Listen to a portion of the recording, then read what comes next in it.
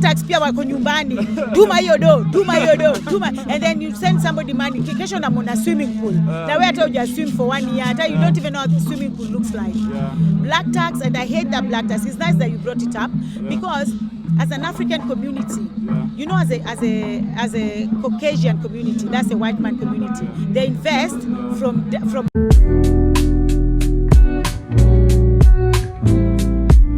Today we are coming live from London, Acton Park, and there's a Kenyan in the park event. This event is an annual event, and iko na mtu inaorganiziwa na mtu. Leo she's here, nimemtafuta na nimempata. Hi, how are you? I'm fine, thank you. Uko sawa? Sawa kabisa. Inaorganiziwa na watu. Okay, nimesikia Lydia. So I want to know, who is this Lydia? Who is Lydia? Yeah. This is Lydia Techolet. Yeah.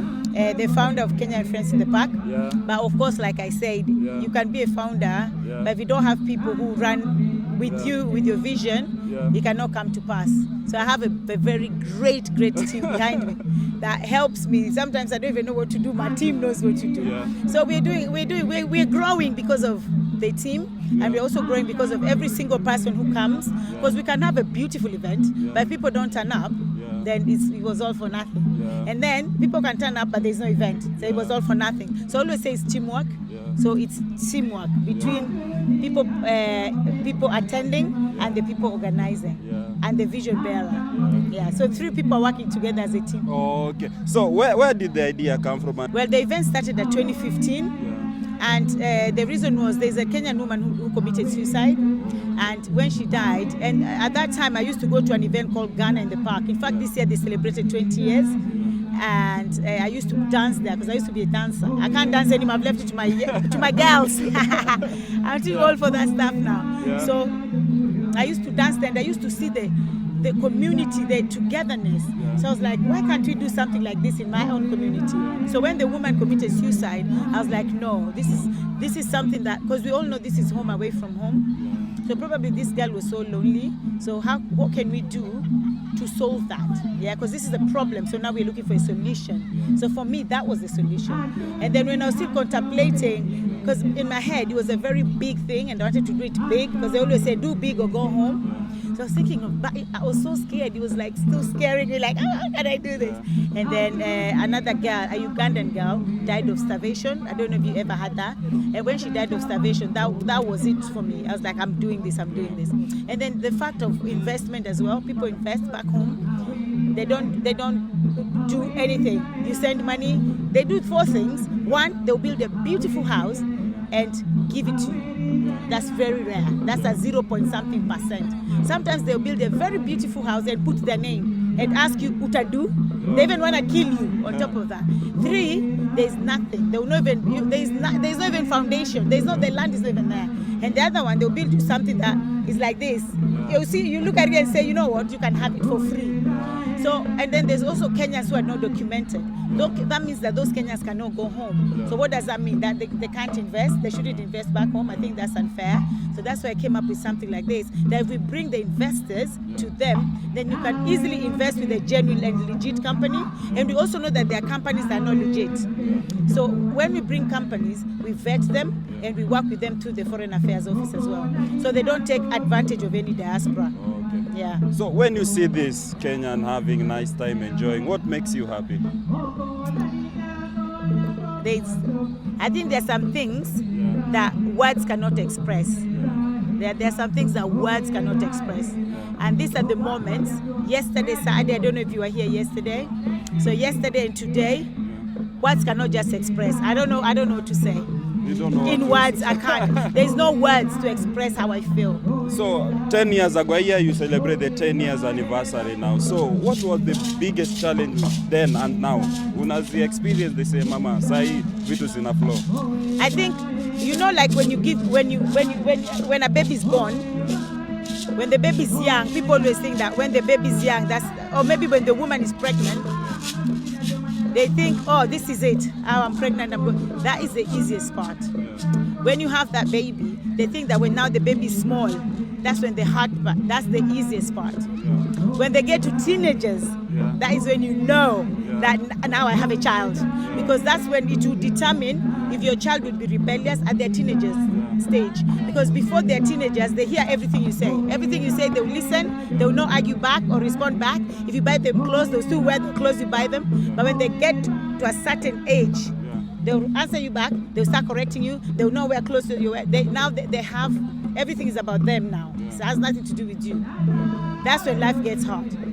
So when you're growing, it's when it gets harder. And now, like this year, 10 years, the challenges we face, I can't even begin to explain to you. It was by Friday, 5 p.m. Friday, this event was meant to be cancelled. That's the only thing I can tell you, that it was that bad. 5 p.m. on Friday. The event is on Saturday. It was meant to be cancelled. Okay, so I know challenges are there, but what do you see in the near future about the event? What do you see in 5 to 10 years' time? Where do you want this thing to get to?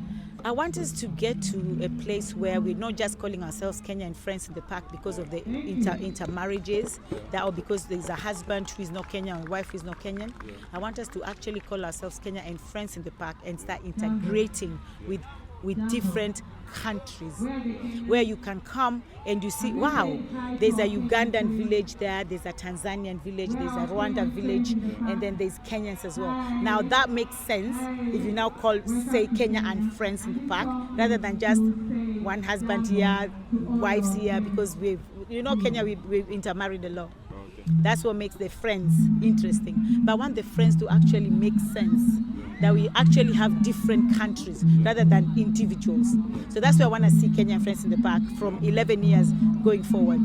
Okay, so do you think Kenya is safe for people to come and visit?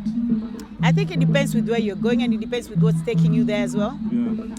I can't really just say Kenya is not safe because of what's going on right now. Or I can't say Kenya is safe, but I think it's what is taking you there. Some people maybe are going there for political purposes. Then maybe it's not safe for you. Some people are going there to invest, because as much as things are bad in the ground, people are still investing.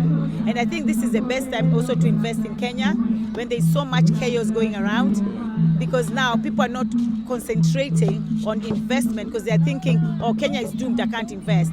So you invest now, and then later you'll be smiling to the bank. Okay, as we wrap up, so the young people, especially in Kenya, those who think that they have to go to Europe to make it in life, what do you say about them?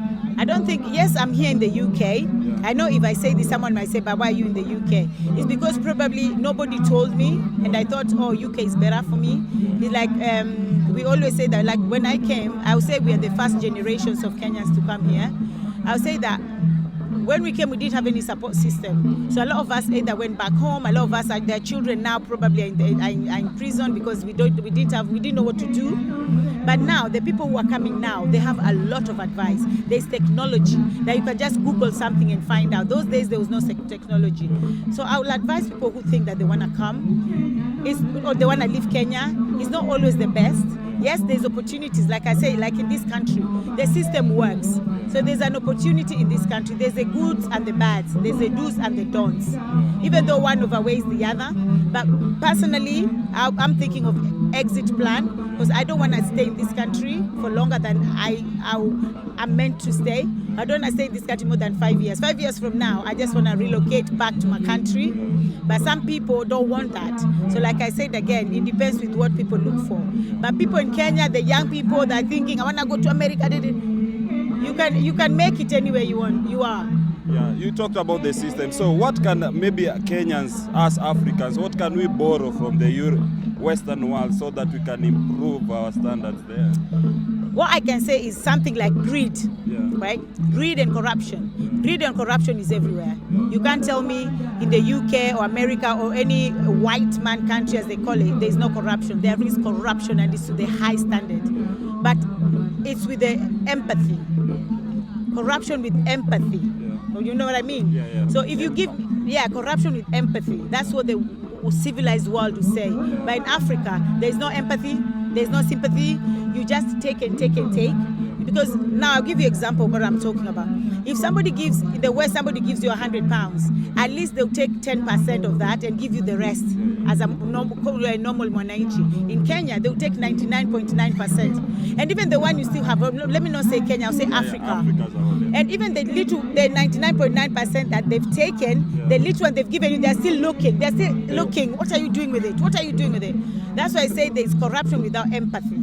But here, they will give you the 90%. They just take the 10%. That's still corruption because you don't have to take it. Even if you're taking 0.1%, it's still corruption because that money is not yours. You're not supposed to take it. So we'll still say it's corruption, but it's corruption with empathy.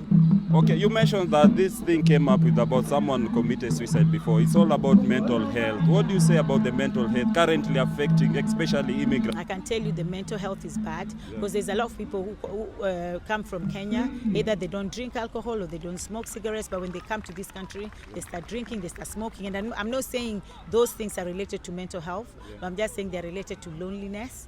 And somebody feels like there's something I want to feel within me. I want to feel this empty gap, empty void within me, that when they were in Kenya they didn't feel that, and that starts with with your mental state of mind, you know. So, and there's a lot, especially when it's winter. I don't know if anybody knows how winter is in this country. Nobody talks to you.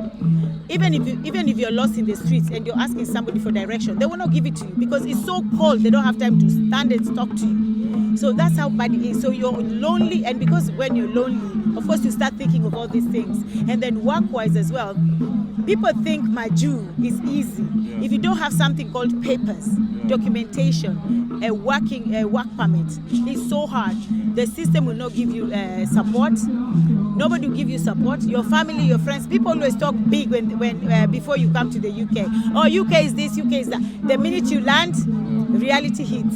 It's not what they sold. They sell you lies. They sell lies all the time. And then even when you come, they start ghosting you. A lot of people have been found in their houses dead. A lot of Kenyans, they've been found in their houses dead by themselves. If they had family, what if somebody died and 1 week later they're still in the house? Do you know what I mean? They're still in the house. Nobody have found them. 1 week after. 1 week after, 2 weeks after, 1 month after. Just because work, they're like, this person hasn't been to work for so long. And then if you're somebody who always you're always skipping work, maybe they'll be like, that's the usual. Lydia is always doing that. And then they won't even look out for you. And what about the single people who are self-employed? Nobody's looking after if you're self-employed, because self-employed you work for yourself. So you are dead in the house, nobody knows. So it's I'm telling you, this country is Okay, finally tukimalizia huku hii pesa ina mnatoa, kuna pesa sana. Mnachuna wapi pesa? Because home wanajua huku kuna pesa sana. Sijui, is it true? Hakuna pesa. My dear, there is no money. You know, people work. Yeah. I know in Kenya people also work, but there's a time. In Kenya there's time to work. People go in the morning and they finish in the afternoon. But in this country there's nothing like that. In this country is you work in the morning, you come back, you change, you go to another job. When you're going, your husband goes to another job, or if you don't have a husband, your wife going to another job. If you don't have your husband or husband, you're the one doing 2 or 3 jobs. There's no time to see children. It's just hectic. Thank you so much. Yes, Lydia. there's money, but you make that money, blood and sweat. Na black tax. Na tax ni mbaya sana. Black tax. Unajua black tax? Black tax pia wako nyumbani. Tuma hiyo do. And then you send somebody money. Kesho na mona swimming pool. Na wewe hata uja swim for 1 year. Hata you don't even know how the swimming pool looks like. Black tax, and I hate that black tax. It's nice that you brought it up because as an African community, you know, as a Caucasian community, that's a white man community. They invest from up to down.